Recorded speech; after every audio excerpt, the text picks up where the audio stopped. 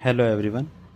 तो जैसे कि हमने कल के चैप्टर में किया था, चैप्टर नंबर 3 एक्सरसाइज 2 पार्ट 2 के कल हमने 5 क्वेश्चंस किए थे और उसके लिए मैंने मोस्ट इम्पोर्टेंटली जहाँ जहाँ मैंने स्टेटस वगैरह लगाया था उसमें सब में लिखा था कि 10th क्लास के लिए वो 5 क्वेश्चंस मोस्ट इम्पोर्टेंट है।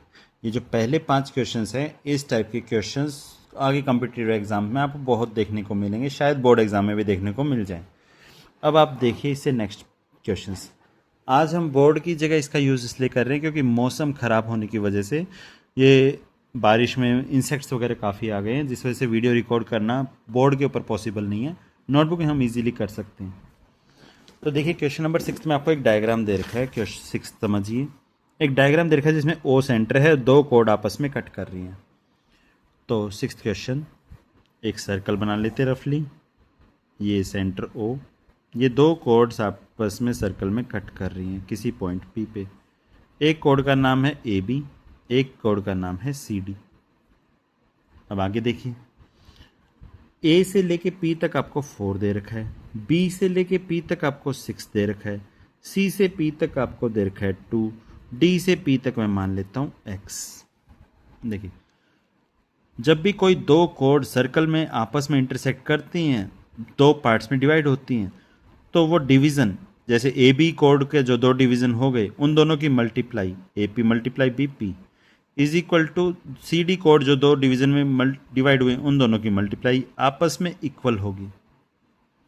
ठीक है, ये हमने यहाँ पीछे आप अगर बेसिक में चलेंगे तो बेसिक में जाने के बाद आपको कुछ थ्योरम्स दिखाई देंगी। यहाँ इन थ्योरम्स में ये देखिए, ये सेगमेंट्स ऑफ कोड, कि जब दो कोड्स आपस में इंटरसेक्ट करती हैं, चाहे वो अंदर इंटरसेक्ट करें या दो कोड्स आपस में बाहर इंटरसेक्ट करें, तो P A multiply P B is equal to P C multiply P D. P से ए, पी से बी, पी से सी, पी से डी, जो सेम कोड है उनकी मल्टीप्लाई और सेम कोड है उनकी मल्टीप्लाई, ऐसे ही बाहर तो ये सेम होते हैं। तो वैल्यू पुट कर दीजिए, ए पी की value 4 multiply C B P की value 6 is equal to C P की वैल्यू 2 मल्टीप्लाई एक्स। एक्स की वैल्यू निकालेंगे तो 4 6 24, 2 मल्टीप्लाई से डिवाइड में चला गया, इक्वल टू आ गया 12।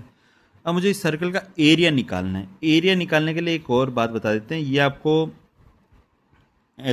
मैंने कल शायद आर डी शर्मा या फिर आर एस अग्रवाल की बुक में है कि जब भी सर्कल में ऐसे टेंजेंट्स आपस में, ये जो कोड्स हैं ये आपस में इंटरसेक्ट करती हैं, तो उसकी रेडियस का फॉर्मूला होता है कि ये जो 4 सेक्शंस बटे हैं, ए पी का सेक्शन बटा है, बी पी वाला बटा है, सी पी बटा है और डी पी, 4 सेक्शंस में जो ये कोड्स आपस में इंटरसेक्ट कर रही थी, इन चारों का स्क्वायर करके ऐड कर दीजिए और 4 हैं, 4 पार्ट्स हैं तो 4 से डिवाइड कर दीजिए।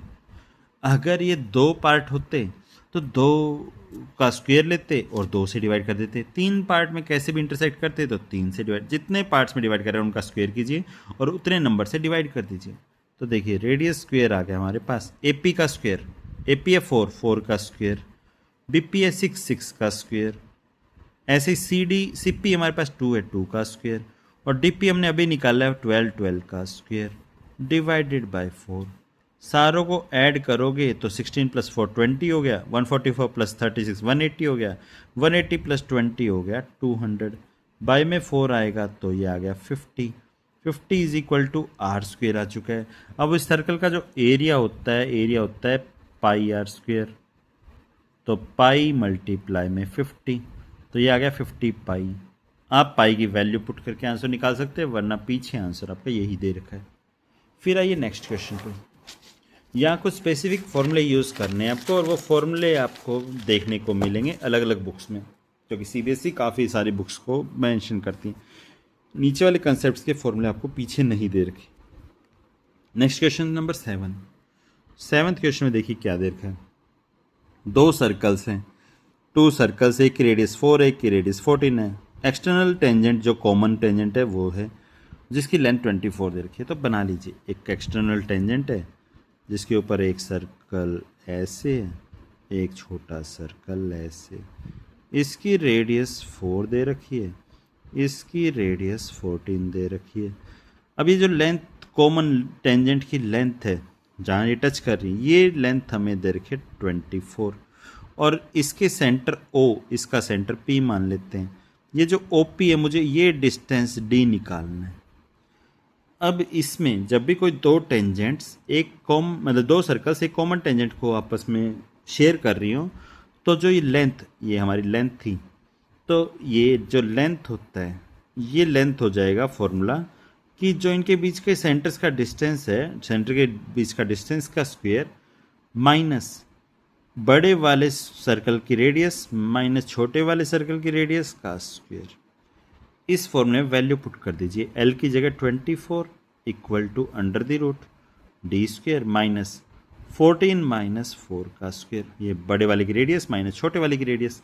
तो ये आ गया, रूट उधर जाके स्क्वायर हो जाएगा, तो 24 का स्क्वायर आ गया 576 equal to D square minus 14 minus 4 10 का स्क्वायर 100 माइनस का 100 इधर जाके प्लस हो जाएगा, तो ये आ जाएगा 676 equal to D square. Square को उधर जाके रूट भेजेंगे तो डिस्टेंस आ जाएगा 26, तो दोनों सेंटर के बीच का जो डिस्टेंस है 26 आ गया। अगला क्वेश्चन आइए, ये कुछ प्रॉपर्टीज हैं ये टेंजेंट्स के बारे में। जब कोई दो सर्कल तीन सर्कल आपस में टेंजेंट शेयर करते हैं, जैसे इन दोनों की कॉमन टेंजेंट थी, ऐसे इन तीन सर्कल्स की एक कॉमन टेंजेंट है L line, each tangent of the line L, ठीक है। सभी तीन अलग अलग सर्कल्स की सेंटर दे रखे हैं जिसकी कॉमन टेंजेंट एल है। अब ऐसे केस में हम क्या करेंगे, छोटे वाले सर्कल है इसका सेंटर दे रखा है, अगर आप ध्यान से देखें तो यहाँ देखिए P दे रखा है, एक का O दे रखा है, एक का O डैश दे रखा है, सर्कल P, ठीक है। सर्कल ये सेंटर P दे रखा है, बड़े वाला सर्कल इसको टच कर रहा है, ये लीजिए यहाँ से टच करवा दीजिए, और यहाँ से एक सर्कल एक बड़ा सर्कल आपस में टच कर रहा है, बीच में एक छोटा सर्कल आ गया, इसकी रेडियस R है, इसकी रेडियस R है। क्वेश्चन में बोल रहा है find the radius if the radius of the circle centre O and circle O dash R equal. अगर O और O डैश वाले सर्कल की रेडियस इक्वल है और अंदर वाले सर्कल की रेडियस P पॉइंट वाले की रेडियस, तो देखिए 1/RP इसका सिंपल फॉर्मूला है कि छोटे वाले सर्कल की रेडियस का रूट इनवर्स बाकी दोनों सर्कल्स की RO और R डैश O इसका रूट, तीनों रेडियस का रूट कीजिए, तीनों का इन्वर्स कीजिए, बड़े वाले सर्कल्स का ऐड करके छोटे वाले के इक्वल रख दीजिए, तो ये आ जाएगा 1/रूट।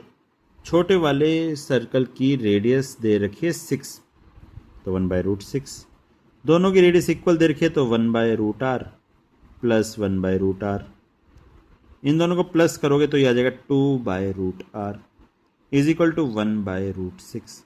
क्रॉस मल्टीप्लाई, मुझे ये रेडियस ही निकालनी है बड़े वाले के, 2 की √6 से multiply 2√6 is equal to √R। Root उधर जाके स्क्वायर हो जाएगा, तो R की वैल्यू 2√6 का स्क्वायर, 2 का स्क्वायर 4, √6 का स्क्वायर 6, 4 6 24, रेडियस आ गई 24। अब आइए नेक्स्ट क्वेश्चन पे। नेक्स्ट क्वेश्चन आपको कुछ इस तरह से दे रखा है कि एक सर्कल दे दिया आपको, उसमें एक लाइन ऐसे दे रखी है, एक लाइन इसकी बाउंड्री को टच करके ऐसे जा रही है, एक लाइन ने इसकी बाउंड्री को टच करके ऐसे आ रही, बाउंड्री को टच करवा दीजिए, और एक लाइन ने इसकी बाउंड्री को टच करके ऐसे आ रही। अब ये हमारे पास P Q R S, मुझे इसका डायमीटर निकालना है।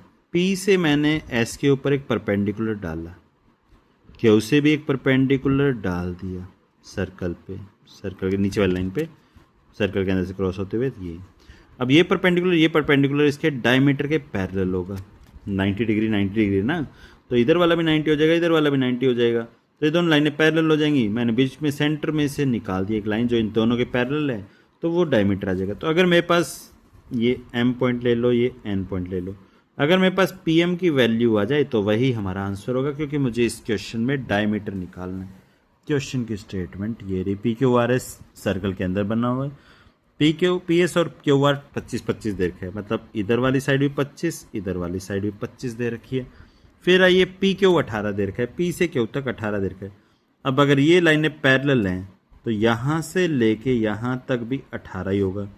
पूरी लाइन हमें 32 दे रखी है, ये देखिए 32 दे रखी है।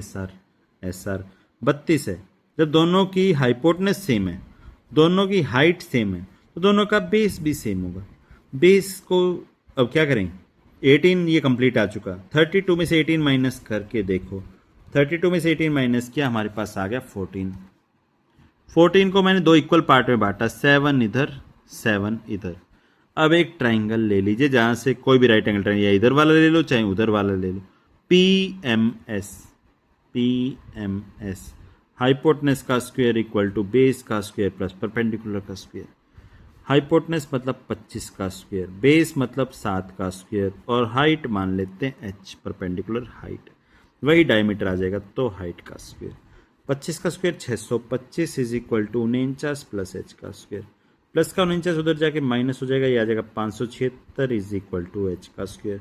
एच आ जाएगा 24। एच इज इक्वल टू हो जाएगा सर्कल का डायमीटर। क्वेश्चन में मुझे find the diameter of the circle if the length of, ठीक है, लेंथ ऑफ डायमीटर के दे रखा है तो के की वैल्यू निकालनी है। तो ये के, एच की जगह के मान लो तो के का स्क्वायर आ जाएगा। आप एच मान के चलिए तो कोई दिक्कत नहीं। अब आई क्वेश्चन नंबर 10 पे।